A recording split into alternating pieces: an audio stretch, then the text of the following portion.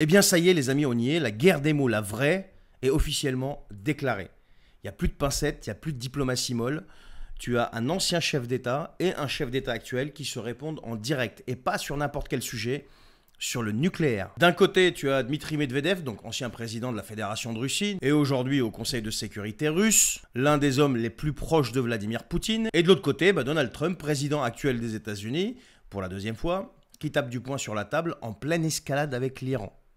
Et voilà ce qui s'est dit exactement. Mais avant, s'il te plaît, je te demanderai de partager cette vidéo, comme d'habitude, et d'aller signer la pétition qui est en description ou autour de cette vidéo ou en commentaire épinglé. Alors, la bombe verbale côté Medvedev, la voici. Plusieurs pays sont prêts à livrer directement à l'Iran leur propre arsenal nucléaire. Traduction, si l'Occident continue à frapper l'Iran, alors certains États, visiblement alliés de Moscou, pourraient lui fournir la bombe atomique directement. Alors, c'est pas une rumeur, là. C'est une déclaration officielle. Et forcément, c'est pas tombé dans l'oreille d'un sourd.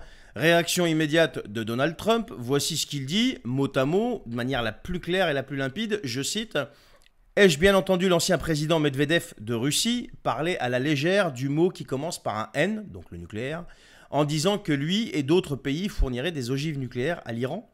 A-t-il vraiment dit cela ou est-ce que je l'ai imaginé? S'il l'a dit et si cela est confirmé, merci de me le faire savoir immédiatement.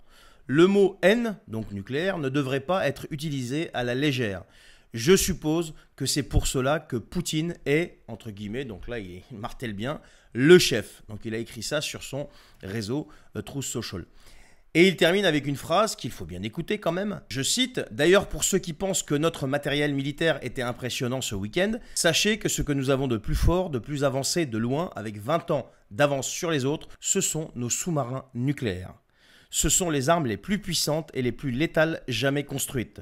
Et ils viennent de lancer 30 missiles Tomahawk. Les 30 missiles ont atteint leur cible parfaitement. » Je continue. Donc en plus de nos excellents pilotes de chasse, merci au commandant et à l'équipage.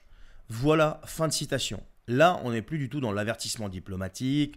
Vous comprenez bien qu'on est dans le duel public sur fond de menaces nucléaires, donc c'est de l'ajout verbal.